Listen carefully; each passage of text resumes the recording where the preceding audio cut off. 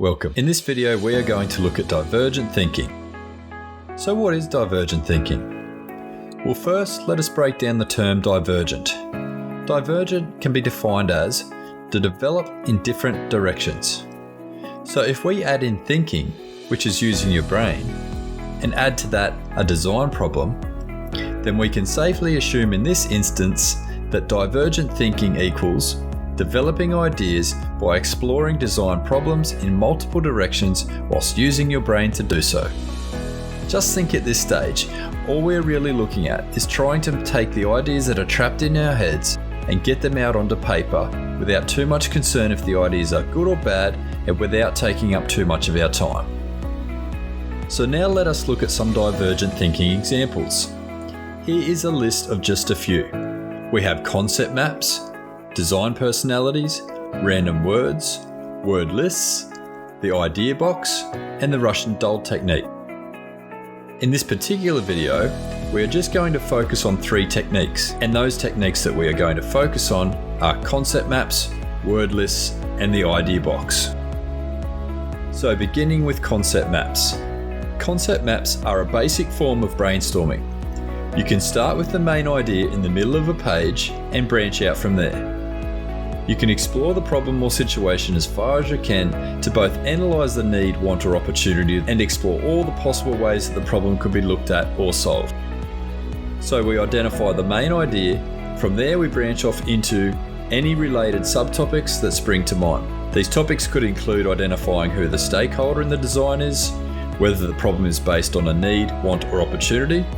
You could also look at the possibilities of whether it's going to be a product, system or environment. You could also explore the constraints and limitations, good principles of design, materials and manufacturing methods. The list goes on. Once you've identified all of these subtopics, you can explore further by looking at the specific themes and ideas that relate or can be linked to these subtopics. For example, you could explore the specifics of the need, the wants or the opportunity presented. You could start by exploring the types of products, systems or environments that could solve the problem. You could look at the specifics of the constraints and limitations, such as cost and time. You could analyse which good principles of design you might think are relevant to this task. You might start listing specific materials or manufacturing methods that may be used throughout the process. Again, this list goes on. Then, if you wish to explore even further, you might start by writing down things that you know about each of these themes or ideas, or you might even just write yourself some design thinking questions that will prompt further investigation or research at a later date. How far you want to take this concept map will be completely up to you in regards to how much of an in-depth exploration you want to commit to. The next strategy we are going to look at is called a word list. To begin a word list, you start by writing down any words or phrases that you believe relate to the task or design problem at hand. In this example, I will use a simple problem such as designing a new chair. Some words that spring to mind are users, as in who will use the chair, end goal, as in what is the desired outcome here, location, as in where could this chair be located, features, as in what features could this chair possibly have? Shapes?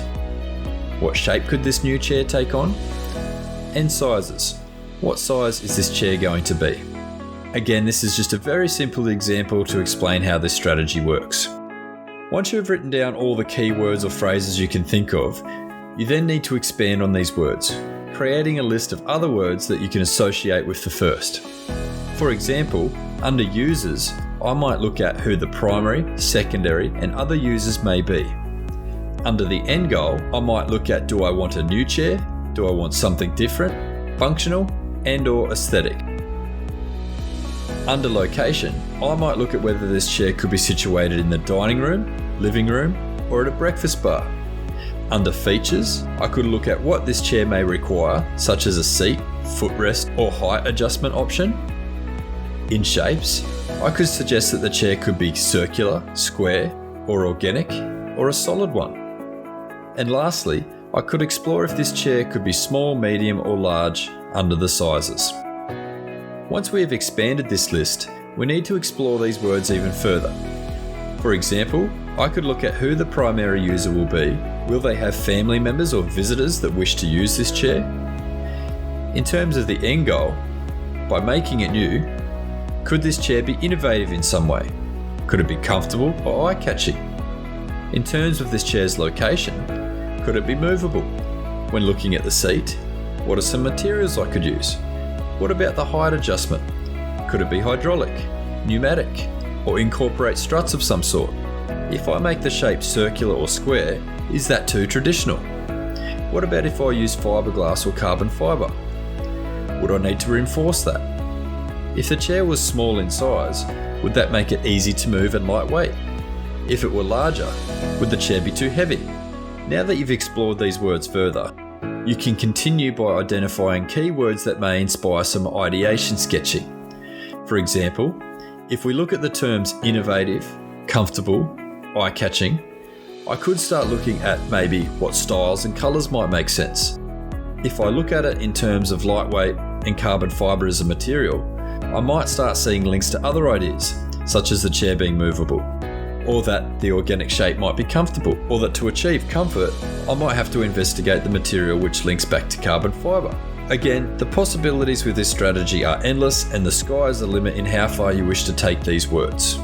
Last up, we have the idea box, one of my favourites. With the idea box, you can grid out a box with as many columns and rows as you wish. In this example, we will use a 4x5 grid. In the top row, you will write down any key features that you wish your project solution to have. In this example, I will use designing a new chair as the focus project again, just so that we have a simple project to use as an example. So in designing a new chair, I might look at a variety of shapes, materials, finishes, or applications. Once I've identified the key features of the chair, I'll list the possibilities, such as square, circles, geometric, and organic shapes, timber, metal, plastic, or composite materials, natural, varnish, painted, or polished finishes, or indoor, breakfast bar, pool area, or back deck applications. Once you have listed all the possible features in the columns under the row headings, you can begin to look at a combination of many possible outcomes. For example, you may wish to explore the idea of a square timber chair that will be varnished and used on your back deck. Or maybe a geometric shaped chair made of metal that has been painted and used at your breakfast bar might tickle your fancy. If you use a 4x4 grid, which is what we're using in this example, you actually have a total of 70 possible outcomes. This amount expands exponentially if you add any additional rows or columns. So there it is. This is a very brief insight into just a few selected divergent thinking strategies that you can use to help explore your design problem. If you'd like to learn about more design topics and other educational skills, please click like and subscribe for future videos. Thanks for listening.